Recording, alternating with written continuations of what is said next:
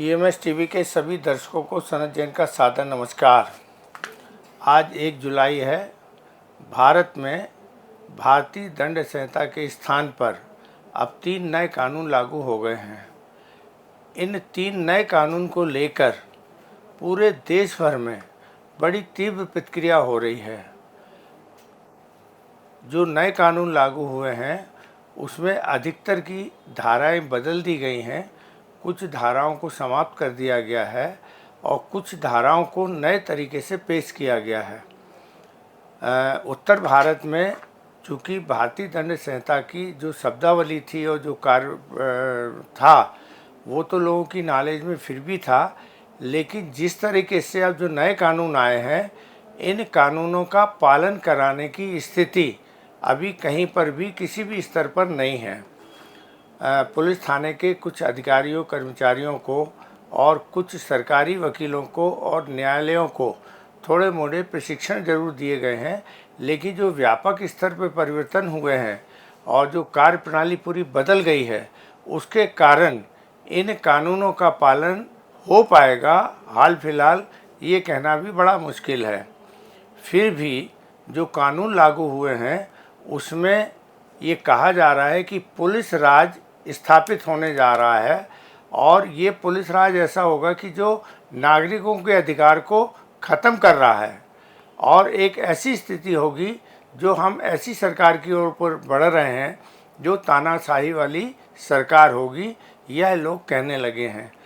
लाखों वकील के सामने बेरोजगारी का संकट खड़ा हो जाएगा, यह भी आशंका व्यक्त की जा रही है। सभी स्टेट बार काउंसिल में या वकीलों द्वारा इस कानून का अभी सबको पता नहीं है, लेकिन जैसे जैसे पता हो रहा है तो सारे लोग इस कानून का विरोध कर रहे हैं। अब ऐसा इस कानून में क्या है? भारत सरकार ने अभी जो 3 नए कानून बनाए हैं उसमें इंडियन पेनल कोड को अब भारतीय न्याय संहिता का नाम दिया गया है। क्रिमिनल प्रोसीडिंग कोड को भारतीय नागरिक सुरक्षा संहिता का नाम दिया गया है और एविडेंस एक्ट को अब भारतीय साक्ष्य अधिनियम के नाम से लागू किया गया है। ये तीनों एक्ट जो हैं 1 जुलाई 2024 से लागू हो गए हैं। आज से जो भी कार्रवाई होगी वो इस नए एक्ट के अनुसार होगी। जो पुराने मामले न्यायालयों में लंबित हैं उनकी सुनवाई ज़रूर पुराने नियम कायदे कानून के अनुसार होगी, लेकिन 1 जुलाई के बाद जो भी अपराध होंगे या जिन मामलों की सुनवाई होगी वो नए एक्ट के अनुसार ही अब होगी। अब इसमें जो सबसे बड़ी आपत्ति की बात आ रही है कि नागरिकों के अधिकार अब नए एक्ट में छीन लिए गए हैं। मान लीजिए हमारा कोई मामला लोअर कोर्ट में गया है और उस मामले में यदि 3 महीने तक की सज़ा हुई है और जुर्माना हुआ है तो अब इस मामले की हमारी अपील करने का अधिकार छिन गया। भारत सरकार का ये मानना था कि न्यायालयों में मुकदमे कम करने के लिए हम कुछ करें तो उसमें नागरिक अधिकार छीन लिए जाएंगे, ये बड़ा मुश्किल है। अब जहाँ तक बात होती है कि मान लीजिए लोअर कोर्ट में किसी मामले में हमें 3 महीने की सज़ा हुई और उस 3 महीने की सज़ा से हम असंतुष्ट हैं तो हम ना तो उसकी अपील सेशन में कर पाएंगे ना हाई कोर्ट में कर पाएंगे। और जब पुलिस का अपना जो नज़रिया होता है कि यदि एक बार हमें सज़ा हो गई तो हम सज़ा याफ्ता हमेशा के लिए हो गए और आगे जो भी सज़ा और जुर्माने होंगे वो निरपराध होते हुए भी हमारे पास अब कोई मौका नहीं होगा कि हम अपने आप को निरपराध साबित कर पाएँ। लोअर कोर्ट में कई बार किसी भी मामले को लेकर असावधानी के कारण या पूरी गंभीरता से मामले की जांच नहीं हुई और निर्णय हो गया तो अब किसी भी त्रुटि पर अपील करने का अधिकार अब आम नागरिक का ख़त्म कर दिया गया है। ये अंग्रेज़ों के ज़माने में भी नहीं हुआ। तो अब ये हो गया कि अब आप जिस कोर्ट में आपके बारे में जो फैसला हुआ है और यदि वो 3 महीने की कम की सज़ा है तो आप कभी अपील बड़ी कोर्टों में नहीं कर पाएंगे। इसके अलावा इसमें एक प्रावधान और भी किया गया है कि जब तक कोर्ट आपको अनुमति नहीं देगी तब तक आप हायर कोर्ट में जाके अपनी अपील को नहीं कर पाएंगे। ये बंदिश लगभग सभी कोर्टों के ऊपर लगाई गई हैं। मान लीजिए किसी हाई कोर्ट ने कोई विवाद के मामले में फैसला दिया है, तो अब हाई कोर्ट का जो फैसला हुआ है उसके खिलाफ हम सुप्रीम कोर्ट में तब तक नहीं जा पाएंगे जब तक हमें हाई कोर्ट से उसकी अनुमति ना मिल जाए। तो अब इस तरीके से नागरिकों के अधिकार और न्यायालयों के अधिकार भी सीमित कर दिए गए हैं, जिसके कारण अब सरकारी तंत्र का जो डंडा है या जो पुलिस तंत्र है या जो अधिकारियों की वो होती है, तो उससे निपट पाना आम आदमी के लिए बड़ा मुश्किल होता चला जाएगा। अब एसडीएम कोर्ट को भी इतने पावर दे दिए गए हैं या पुलिस को भी इतने पावर दे दिए गए हैं कि नागरिक सुरक्षा संहिता के अंतर्गत यदि पड़ोसी आपकी कोई शिकायत कर देता आपसी विवाद के कारण, और उस विवाद का मामला जब एसडीएम कोर्ट में जाता है, तो एसडीएम सभी लोग जानते हैं कि वो राजनीतिक दबाव में और स्थानीय दबाव में काम करते हैं। ऐसी स्थिति में एसडीएम कोर्ट जो भी फैसला देगी वो उसके ऊपर एप्लीकेबल होगा और उसकी कहीं अपील नहीं होगी। तो जिस आदमी ने कोई अपराध किया हो नहीं किया हो, उसके बाद भी कानूनों का दुरुपयोग अब राजनीतिक आधार पर या प्रशासनिक आधार पर नागरिकों के ऊपर ये एक नया मतलब आ गया है। प्रताड़ना उन्हें कानून के माध्यम से दी जा सकेगी और एसडीएम कोर्ट की जो भी फैसला होगा, यदि हम अपील ही नहीं कर पा रहे हैं तो ना तो हम सिविल कोर्ट जा पा रहे हैं, ना शासन स्तर पे अपील कर पा रहे हैं, और हमारे अधिकार पूरे के पूरे नीचे के स्तर पर ही ख़त्म कर दिए गए। इस बात की जैसे जैसे ये बातें सामने आ रही हैं, इसकी बड़ी तीव्र प्रतिक्रिया हो रही है। इसी तरीके से अभी लोगों को अधिकार था, नागरिकों को, कि यदि वो किसी मामले में जांच अधिकारी से, पुलिस से या अन्य किसी से प्रताड़ित हैं और वो उनकी रिपोर्ट दर्ज नहीं कर रहे हैं या कार्रवाई नहीं कर रहे हैं, तो ऐसी स्थिति में वो नागरिक न्यायालय में जाके कंप्लेंट केस फाइल करके और न्यायालय के माध्यम से जांच कराने की और न्याय पाने की आशा कर सकता था। लेकिन अब जो नए कानून लागू हुए हैं उसमें अब न्यायालयों के भी अधिकार सीमित कर दिए गए हैं कि वह जो है ऐसे मामलों में तब तक मामले को पंजीयत नहीं करेंगी जब तक उसके विभागीय अधिकारी द्वारा उसकी अनुमति ना दे दी गई हो। तो इसमें भी जो नागरिकों के अधिकार थे न्याय पाने के, वो सारे के सारे बाधित हो रहे हैं। इसको लेकर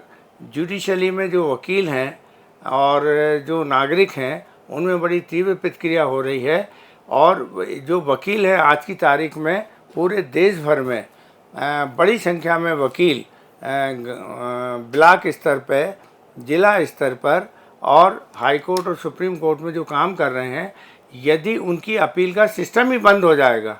तो बहुत सारे वकीलों के सामने रोजी रोजगार का संकट भी खड़ा हो जाएगा। यहाँ नागरिक अधिकार तो लोगों के ख़त्म हो ही रहे हैं, जो अंग्रेज़ों के टाइम पे भी नहीं हुए। उसको बोलते हैं अपन कि अंग्रेज़ों के टाइम पे हम गुलाम थे, लेकिन जो हमारे ऊपर शासन कर रहे थे उनने भी हमारे ये जो निजी अधिकार दे के रखे थे, इस सरकार ने उन अधिकारों को ख़त्म करके और अब हमें और ज़्यादा जड़ दिया है कि नहीं, आपको शासन और प्रशासन के दायरे में जो आपके साथ हो रहा है, एक बार आप रेमेडी ले लें या कुछ भी कर लें, बस वह मामला ख़त्म हो गया।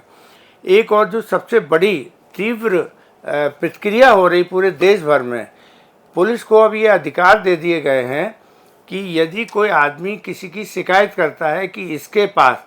अनुपातहीन संपत्ति है या किसी के पास इस तरीके से पैसा आ रहा है जो इसके लिए वो डिजर्व नहीं करता है, ऐसे मामलों में अब पुलिस स्वयं जांच कर सकेगी।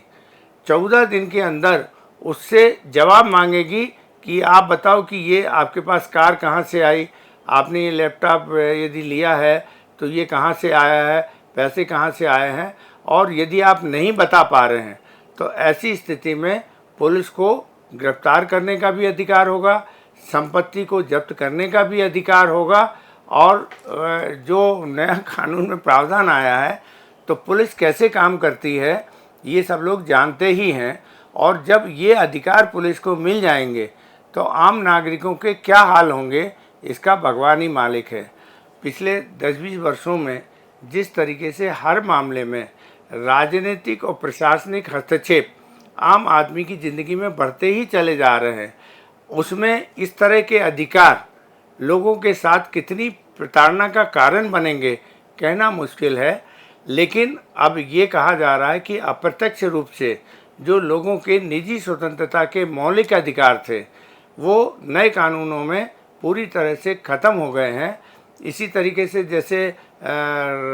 राजद्रोह का कानून था, अब उसे राष्ट्रद्रोह का नाम दे दिया गया है। उसमें भी बहुत सारे अधिकार पुलिस को ऐसे दे दिए गए हैं और पुलिस को जो अधिकार नए मिले हैं उसमें अब 7 दिन तक पुलिस अपनी हिरासत में आपको रख सकती है। अभी 24 घंटे के अंदर न्यायालय में पेश करना होता था, अब वो अनिवार्यता नहीं होगी। अब पुलिस रिमांड में अपने पास 90 दिन तक किसी भी आरोपी को रख सकती है, जबकि अभी तक ये नियम था कि किसी भी अपराधी को या गिरफ्तार व्यक्ति को 15 दिन से ज़्यादा पुलिस रिमांड में न्यायालय नहीं देंगी और उसे न्यायिक हिरासत में जेल भेजने का काम करेंगी। लेकिन अब इस अवधि को बढ़ा के 90 दिन कर दिया गया है। कुल मिला के अब जो नए कानून आए हैं उसमें नागरिक अधिकारों के ऊपर बड़ी तेज़ी के साथ कैंची चलाई गई है और अंग्रेज़ों के ज़माने में भी जो नागरिक अधिकारों में मतलब जो न्याय मिलता था आदमी को, वो न्याय भी अब ख़त्म हो गया है और अब शासन प्रशासन की जो तानाशाही है वो आम नागरिकों के ऊपर बढ़ना तय मानी जा रही है। उसी के साथ साथ न्यायालयों के भी जो अधिकार कम कर दिए गए हैं, तो उससे न्यायालय भी अब पहले के मुकाबले बहुत महत्वपूर्ण नहीं होंगी, क्योंकि उनके लिए भी बहुत सारी लिमिटेशन एक्ट में डाल दी गई हैं। तो अब न्यायालय भी वैसी सक्षम नहीं होंगी जो 30 जून तक सक्षम थी। सभी लोअर कोर्ट हों, हाई कोर्ट हों और सुप्रीम कोर्ट हों, सभी के लिए इन जो कानून बनाए गए हैं इसमें सभी के अधिकारों में कटौती हुई है। चूँकि ये मामला